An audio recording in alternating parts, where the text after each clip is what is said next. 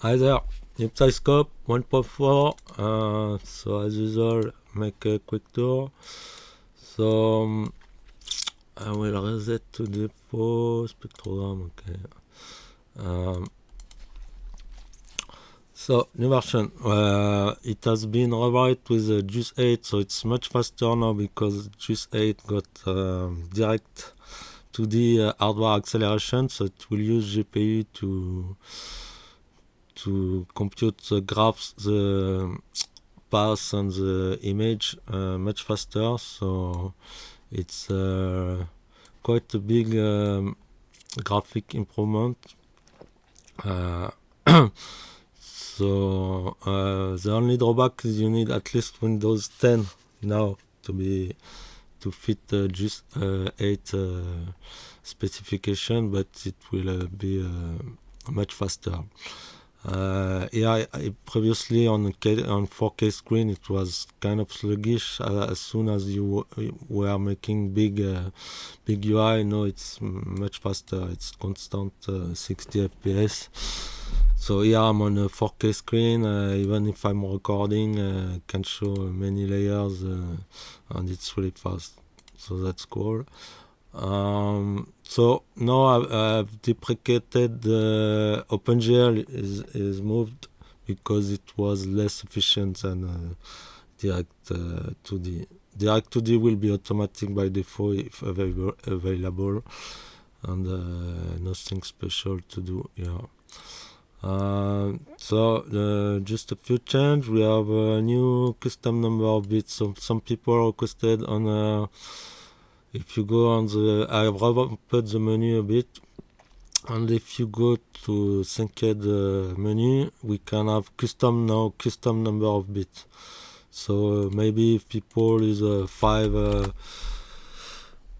bit per bar, you can enter custom number of bits. So you go to custom and you can choose custom number of bits. And same here in show on the what's grid. Yeah, grid. You can have custom. You can fit you can have the same as custom. So it's if it's 5, it will be 5 here also. So me, I'm gonna get back to 4 and get back to 1 bar. So yeah, custom number of bits. We have new fast correlation analyzer. So if you use, for example, kick and the bass, I'm gonna enable kick and bass. We use this kick maybe. If you go to layers, so I will switch off the other sound, and let's say I move one bit. Here I got kick and bass. So here they are not overlapping, but if I have a BBB, KBB, you can add the overlap. You can now show the in show. You can have analyzer and fast correlation. So it will tell us if they are in phase at this position or not, or how much they are in phase or not. So here I can see that first they are not really aligned. So for example on my kick, here it's Psylab, so I can maybe adjust the phase on so sorry, bass. This was this one. No, sorry, kick. No problem. Kick here. Psylab was it here. Can adjust the phase on the kick maybe.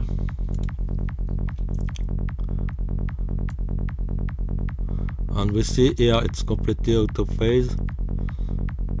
And as I adjust here, I can see that I'm really in phase here at this position, for example. And we could see it by eyes, but showing the zoom by right click. But here it helps to get quicker to the good phase. So that's it. So if you use only one sound, it will be the difference between left and right. if you use two sound, it will pick the two first sound of the two first sound to compare them. So yeah, it's kick and bass. I can compare kick and bass. So if I can see if I invert phase, they are out of phase, and here they are fully in phase. So that's it. Then we got also another analyzer that is wave cycle tracker. So if I pick the kick, I can move the mouse and it will automatically track the cycle in and out point and tell us the note and the maximum dB in that cycle. So it's easy, it's cool to, if you want to tune. For example, here my kick is in F0 at the end. I can match it to the bass, which is F jazz, F sharp here, so maybe I can adjust a bit. So that's quite convenient. That's it. Other stuff. So I'll close. We have a new filter option. So now, let's say you have kick and bass, and you maybe want to. I will remove the analyzer for now. Let's say you want to inspect more easily your bass. Here, let's say I have a snare also. You have all the eyes, which make it not easy to inspect the low frequency. Now we have a new filter. So if you go on filter, we can enable it, and we can filter the signal. So here you got your target. You can select one of the track or the sum. I can pick sum here, and now here it's filtering the sum. So I can have a low pass, band pass, high pass, or all pass filter.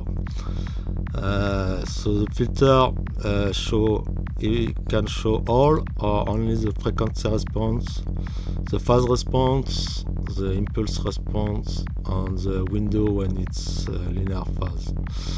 So the filter can be also either 1 pole, 2 poles, 3 pole, and 4 poles. So that's the attenuation. So let's say I'm on a low pass here. You can adjust, of course, the cutoff. So here we see with all the highs, and here we see only the lows. So that's cool to better see what's going on the low frequency. So this button lets you choose between going to 2K or going to 20K. So if you want more precision, it go to 2K here or to 20K. So I'll get back to 2K. Then we got the phase mode. It can operate in 3 different modes. So the default infinite impulse response is the normal filter, let's say, but that got fast shift. So we can see here the subs. If I filter a lot, they will move on the right. That's the fast shift, which is proportional to the slope of your filter. So if I've got a very big slope, we can see here the sub when it's off. When it's on, it's shifting a lot on the right. So I've made and there is linear phase. So linear phase will not shift. But linear phase had a lot of latency. It's not audio latency. The plugin doesn't affect audio, but you have a visual latency. So I made an in-between mode, which is compensating the group delay. So the group delay is at computing the maximum phase shift. The maximum phase shift is at the cutoff frequency. So here we see when we are in this mode, we also don't move a lot on the between on and off. The lows don't move a lot. So it's cool to, if you want to phase something, kick and bass or stuff, it doesn't move a lot with the minimal latency. The latency will be adaptive to the cutoff frequency. That's using the group delay. So here we can choose our target. So here it's sum, but I could use the kick maybe. So here I'm only filtering the kick or the bass, or you get the idea. And if you are on the sound, let's say I'm on kick, you can set to current. It will automatically pick the current selected sound. So yeah, here we can see the filter in action. So advanced you shouldn't go. If the linear phase is done using a convolution, FFT convolution method or traditional time convolution. So long story short, FFT convolution is fast, uses less CPU but has more latency. And time resolution here has less latency but is more CPU. On window here, it's when we use linear phase, if I show all, we can see the window. I can show the window here because when we use linear phase, it is an impulse response, and normally for the best response, we would have an infinite impulse response, which is not possible because we have to compute in time. So we have to make the impulse response fade at some point, and window is correspond to this. But you don't really have to bother. You can let by default. So yeah, you can see here the window. If we go really low, it will have to tame the impulse response at the edge. That's it. So yeah, filter. We can filter. It's good to see. You can see your lows or the other way around, your highs. And it's cool also if you want to see, for example, some fast shift on some specific sound. You can use all pass. So same as before, if I show the kick and bass, and I will show the phase response, phase correlation. Here I adjusted it on Scilab because I have control over phase on Scilab kick. But if you have a kick and you don't have control over phase, you can use an all pass on the kick. So I use target kick, I use an all pass, and here with an all pass you can shift the phase. An all pass will affect the phase. We can see here the phase, how the phase is affected. So we can use this to check what would be the best phasing. And if you want, then you can bounce. So you won't hear it because I don't want PsyScope to interact at all on the audio. But you can, if you want, bounce it. You can freeze, right click and bounce your kick, and it will bounce with the all pass filter. So you can test, then drag and drop to the door and test the other version. So that's one thing to know. All pass let you test different phasing. So yeah, filter. Then we got, so I will remove the analyzer. New phase correlation, new filter. So FFT has been revamped. Now I've made separate threads for the curve. If we should go to the FFT, let's say I go on kick fry. FFT have been revamped. There are separate threads for the curves on the spectrogram. And now it's better synchronized with the screen. So we have a new mode on the curve side. We have a new mode which is multi-rate. So let's say I show the drums, so kick, bass, snare, hi-hat. If you use a big FFT, let's say I'm gonna show like this. If you use let's say 16 FFT, you've got more precision on the low, but you are making a big windows to analyze the highs. So the highs will be kind of sluggish because they are average over the size of the window. And now there is a new mode which is multi-rate. Multi-rate will make in fact it would make several FFTs, one big for the lows, one smaller for the medium, and one smaller for the highs. So it's make the highs will be much more responsive in timing while keeping the resolution for the lows. So that's it. On full range or bass focus let you shift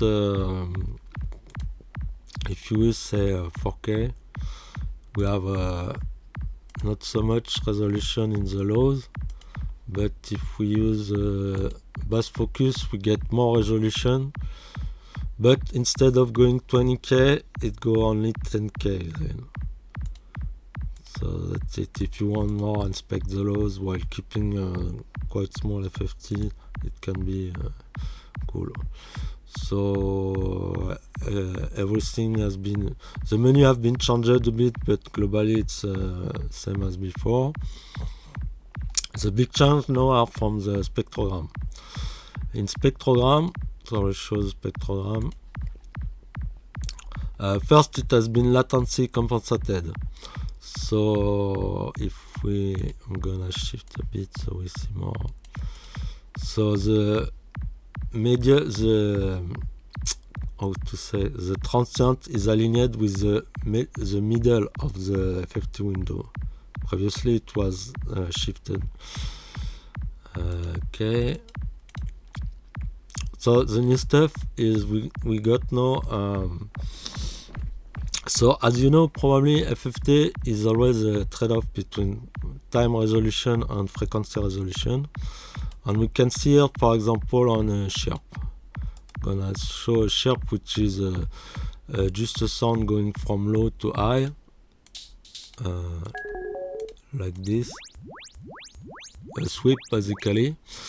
So if we have a very low short size FFT, we have a very sharp highs, but we have low resolution in the low frequency resolution in the low frequencies.